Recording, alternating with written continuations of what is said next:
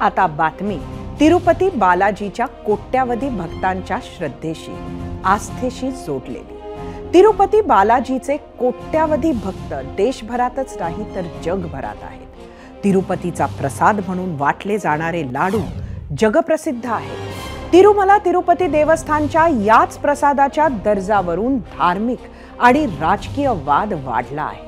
प्रसादाच्या या लाडूंमध्ये प्राण्यांच्या चरबीचा वापर केला जातो असा गंभीर आरोप इतर कोणी नाही तर आंध्र प्रदेशचे मुख्यमंत्री एन चंद्राबाबू नायडू यांनी केला आहे।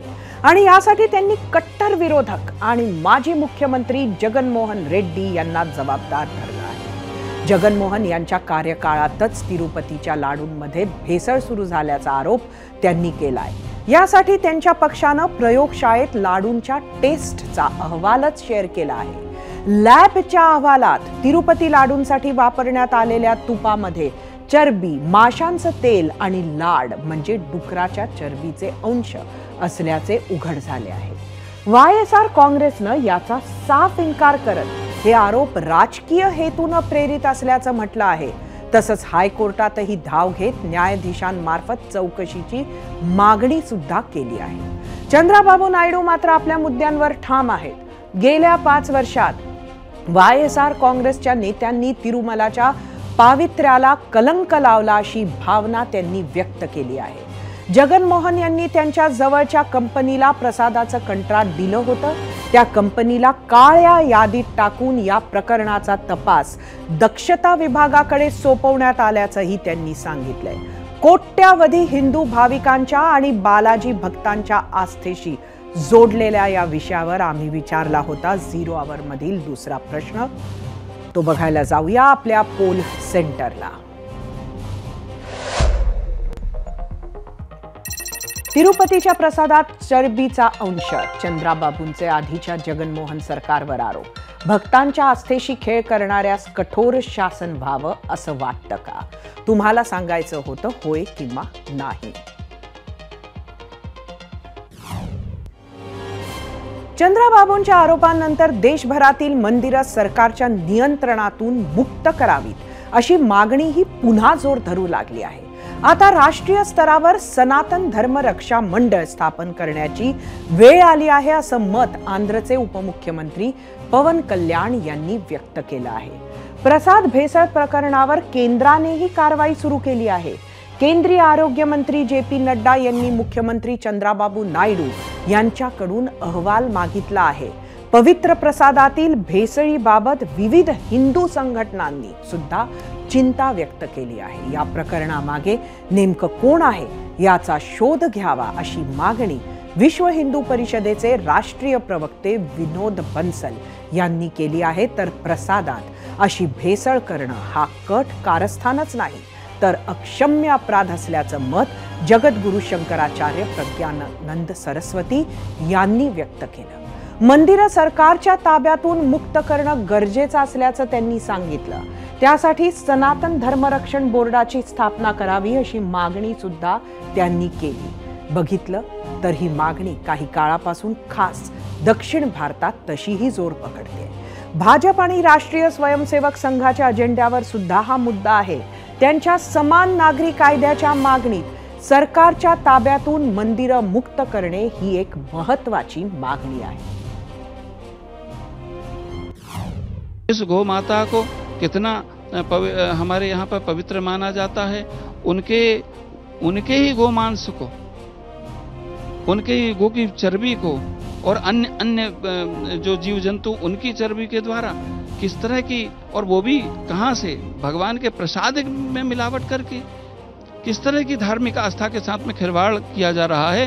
ये धार्मिक आस्था के खिलवाड़ का विषय नहीं है। ये सनातन धर्म को नष्ट करने का, सनातन धर्मियों को नष्ट करने का एक कलुषित प्रयास है और ऐसा कलुषित प्रयास कभी भी सनातन धर्मी बर्दाश्त नहीं कर सकते। यह गंभीर मामला है और अगर घी में चर्बी का प्रयोग उस प्रसाद के लिए किया जा रहा है, वैसे तो कहीं भी नहीं होना चाहिए था, लेकिन अगर तिरुपति बालाजी के मंदिर में प्रसाद के लिए उस का प्रयोग किया जा रहा है तो बेहद गंभीर और चौंकाने वाला और संपूर्ण विश्व के हिंदू समाज की भावनाओं को आहत करने वाला है। आखिरकार ऐसा कैसे हुआ, कौन लोग षड्यंत्रकारी थे, किनकी शय पर हुआ और कौन दोषी है? हमारा अनुरोध है कि इस विषय में गंभीर जांच होनी चाहिए और एक कठोर कदम उठाया जाना चाहिए। तिरुपती देवस्थान देशातीलच नाही तर जगातील सर्वात श्रीमंत ट्रस्टपैकी एक आहे। ट्रस्टकडे 1200 कोटींची FD, 11,000 किलो सोनं आणि 18,000 कोटींचा बँक बॅलन्स आहे। अशा देवस्थानाच्या मंडळावर दर काही वर्षांनी देशभरातून 24 सदस्यांची नियुक्ती केली जाते। साधारण 3 वर्षांपूर्वी आंध्रात जगनमोहन सरकार आणि महाराष्ट्रात महाविकास आघाडीचं ठाकरे सरकार असताना आपल्या राज्यातून दोघांची निवड झाली होती। त्यातले एक होते ठाकरेंच्या शिवसेनेचे सचिव मिलिंद नार्वेकर। कालच्या प्रसाद भेसळ प्रकरणाला ओढून ताणून नार्वेकरांपर्यंत नेण्याचा प्रयत्न काहींनी सुरू केला, मात्र नार्वेकरांच्या मदतीला धावले आहेत आता त्यांचे विरोधक असलेल्या शिंदेंच्या शिवसेनेचे खासदार नरेश म्हस्के। मिलिंद नार्वेकर सदस्य होते आणि त्या लाडू याचा काय संबंध आहे? सदस्य काय ते लाडूमध्ये कुठलं तूप टाकतात किंवा काय ते बघायला जात नाही। मिलिंद नार्वेकर जरी आमच्यामध्ये नसले तरी त्यांना तसा दोष देणं मला योग्य वाटत नाही। ते भक्त आहेत तिरुपतीचे, परंतु ही जर गोष्ट असेल तशा पद्धतीने जर जो सिद्ध झालं असेल तर अतिशय निषेधात्मक गोष्ट आहे। तिरुपती प्रसादात चरबी मिसळणं हा हिंदूंच्या विरोधात मोठा कट आहे। तिरुमला देवस्थानाच्या 3 टेकड्या ख्रिश्चनांना दिल्या आहेत असा आरोप भाजप नेते सुनील देवधर यांनी केला आहे। महाराष्ट्रानं महाविकास आघाडीला निवडून दिलं तर पंढरपूर शिर्डीच्या प्रसादात अशीच भेसळ होऊ शकते असंही देवधर म्हणाले। ISRCP ही आंध्र प्रदेशमधली राष्ट्रवादी काँग्रेस आहे शरद पवारांची। कारण ज्या वेळेला काँग्रेसपेक्षा एखादा नेता आपल्याला मोठा समजतो आणि वेगळा पक्ष काढतो, जसं शरद पवारांनी राष्ट्रवादी काढली तसं जगनमोहन रेड्डींनी YSRCP काढली।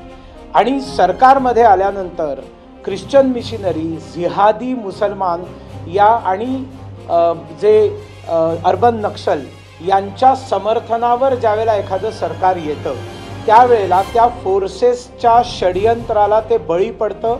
जर येणाऱ्या निवडणुकांमध्ये मवियाकडे जर महाराष्ट्राच्या जनतेने कौल दिला, पंढरपूरचे लाडू किंवा अंबाबाई महालक्ष्मीचे लाडू, शिर्डीच्या साईबाबांचे लाडू याच्यामध्ये सुद्धा सगळ्या अशा गोष्टी होऊ शकतील।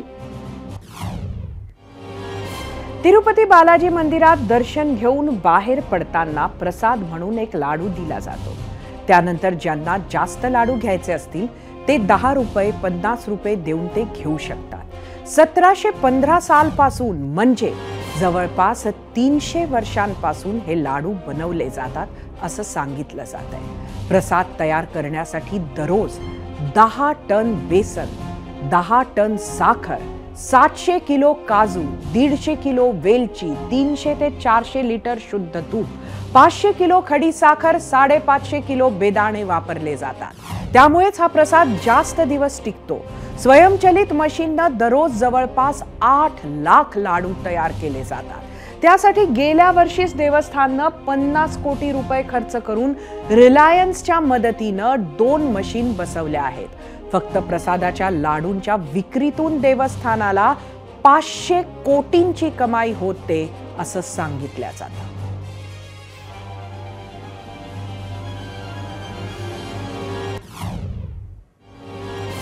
तिरुपती लाडूच्या प्रसादात अशा पद्धतीनं भेसळ करणं हा अनेक पातळ्यांवर गुन्हा असल्याचं मत अनेक भक्तांनी, भाविकांनी व्यक्त केलं। 0 आवर मधील प्रश्नावर तुम्ही दिलेल्या काही निवडक प्रतिक्रिया आता पाहूयात आपल्या मीडिया सेंटरला। त्याआधी आजचा प्रश्न परत एकदा सांगते। तिरुपतीच्या प्रसादात चरबीचा अंश, चंद्राबाबूंचे आधीच्या जगनमोहन सरकारवर आरोप, भक्तांच्या आस्थेशी खेळ करणाऱ्यास कठोर शासन व्हावं असं वाटतं का? बघूयात काय आल्या आहेत प्रतिक्रिया सोशल मीडियावर। X वरून कल्याण वाडमारे, तिरुपती देवस्थान ट्रस्ट आहे, मग सरकारचा अर्थार्थी संबंध येतो कुठे? कारवाई संस्थानावर झालीच पाहिजे.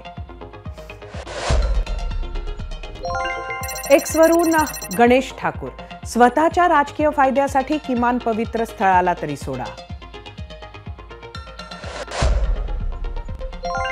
एक्सवरूनच तुषार देशमुख, घटनेची चौकशी व्हायला पाहिजे. खरंच असे घडले की राजकारण करण्यात येत आहे?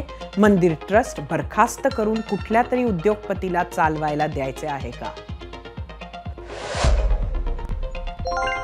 यूट्यूबवरून दगडू चव्हाण, चंद्राबाबू नायडू यांनी देवस्थानची बदनामी करू नये.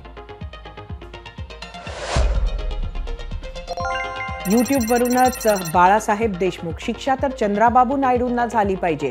इतके दिवस नायडू झोपले होते का? हा सर्व राजकीय ड्रामा आहे. फेसबुकवरून गुणवंत बनसोड, प्रसादात असला निंदनीय प्रकार कोणीही करणार नाही. भावना भडकवण्याचे काम करू नये.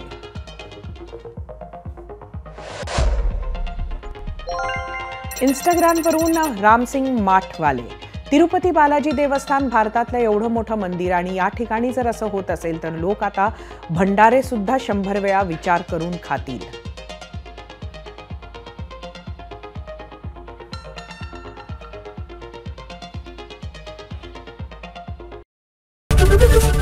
एबीपी माझा, उघडा डोळे बघा नीट.